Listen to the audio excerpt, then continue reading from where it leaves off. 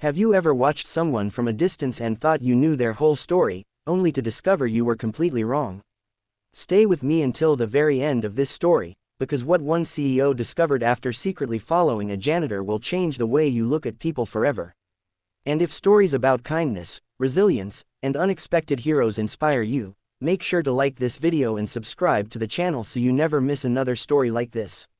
It was late evening when the towering glass building of Halbrook Industries finally began to empty. Office workers left in small groups, their conversations fading into the cool city air. Cleaning carts rolled quietly through the silent hallways. Fluorescent lights flickered softly above polished floors. Among the last people to remain inside the building was Daniel Rivera.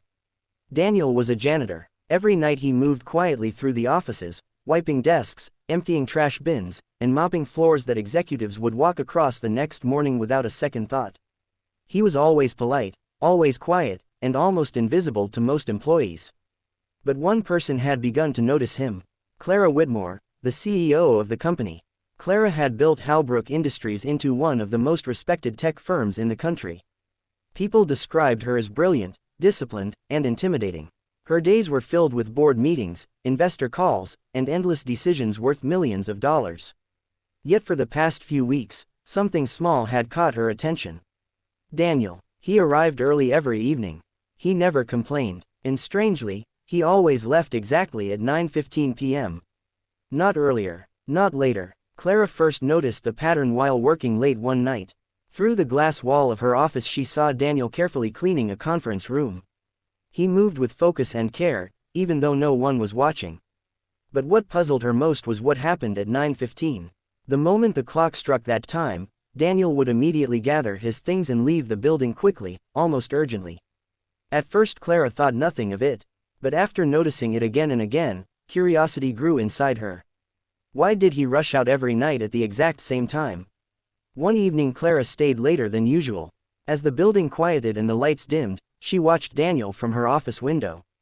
At exactly 9:15, he checked his old wristwatch, quickly pushed his cleaning cart into the storage room, grabbed his worn backpack, and hurried out the door. Something about the way he rushed, almost like someone was waiting for him, made Clara pause. On impulse, she grabbed her coat. And for the first time in her life, the powerful CEO of Halbrook Industries quietly followed her janitor into the night. Daniel walked fast through the city streets. Clara kept a careful distance behind him, feeling slightly ridiculous for doing something so unusual. He didn't get into a car. He didn't call a ride. Instead, he walked nearly 20 minutes through increasingly modest neighborhoods until he reached a small grocery store. Clara watched through the window as he bought a loaf of bread, some fruit, and a small carton of milk. Nothing fancy, just the basics. Then he continued walking until he reached an old apartment building with faded paint and flickering hallway lights. Clara stopped across the street, unsure what she expected to find. Daniel climbed the stairs and disappeared inside. For a moment she considered leaving, but curiosity pushed her forward. She walked to the building entrance and stepped inside. Through the thin hallway walls she could hear voices from one of the apartments upstairs.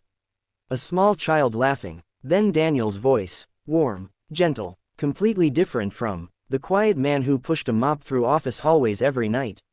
Clara moved closer, stopping near the slightly open door. Inside the small apartment, Daniel was kneeling beside a young boy at the kitchen table. The boy couldn't have been older than 6. "Okay, Mateo," Daniel said softly. "Did you finish your math homework?" The boy grinned proudly. "Yes, but I waited so we could check it together." Daniel smiled and ruffled his hair.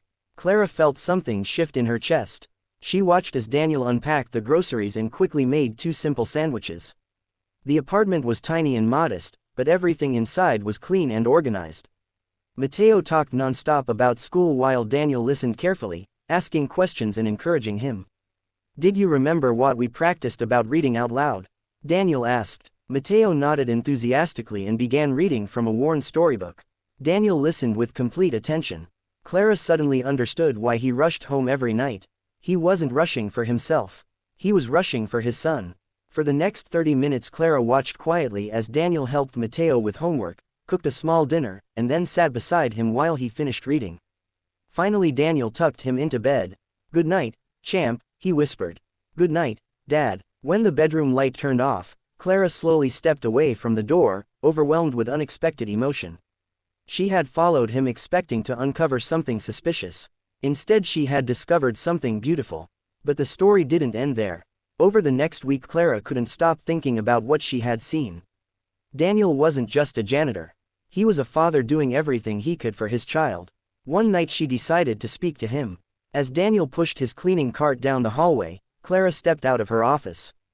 "Daniel," she said gently. He immediately straightened, surprised.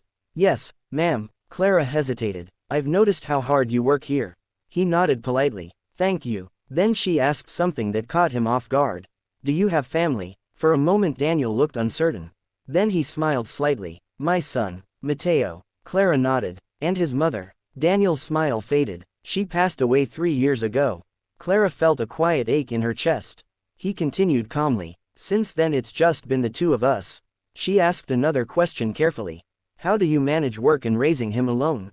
Daniel shrugged softly. "You do what you have to do. Matteo's school ends at 4.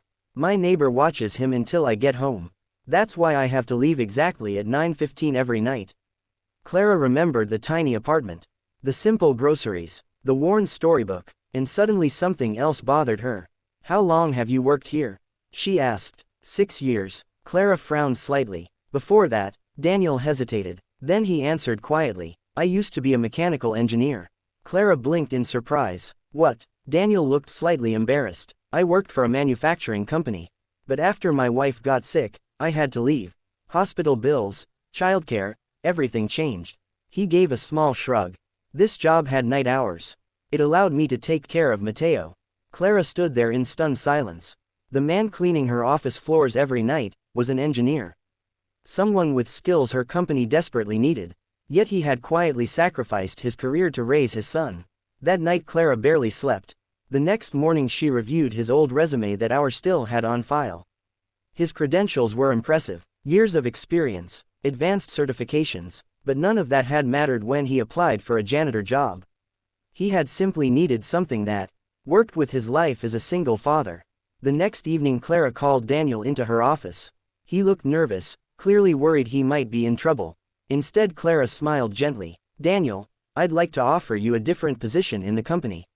He looked confused. "What do you mean? A junior engineering role, flexible hours, higher salary?" Daniel stared at her in disbelief. I don't understand." Clara leaned forward. "I know about your background. And I know how hard you work, not just here, but at home." Daniel's eyes widened. "You followed me?" he asked softly. Clara nodded honestly. "Yes. And what I saw changed my perspective." For a long moment Daniel said nothing. Then his eyes filled with tears. "I thought my career was over," he whispered. Clara shook her head. "Not here." Daniel covered his face briefly, overwhelmed. "All I ever wanted was a chance to give my son a better future." Clara smiled. "Then let's start there." 6 months later Daniel was no longer pushing a cleaning cart through quiet hallways. He was part of the engineering team designing new products. His income had tripled, and every evening at 9:15, he still left work on time. Because no matter what job title he had, Matteo was still waiting at home. One afternoon Clara visited their apartment. Matteo proudly showed her his school drawings while Daniel made tea. Looking around the small but warm home, Clara realized something important. Success wasn't always measured in offices, titles, or wealth.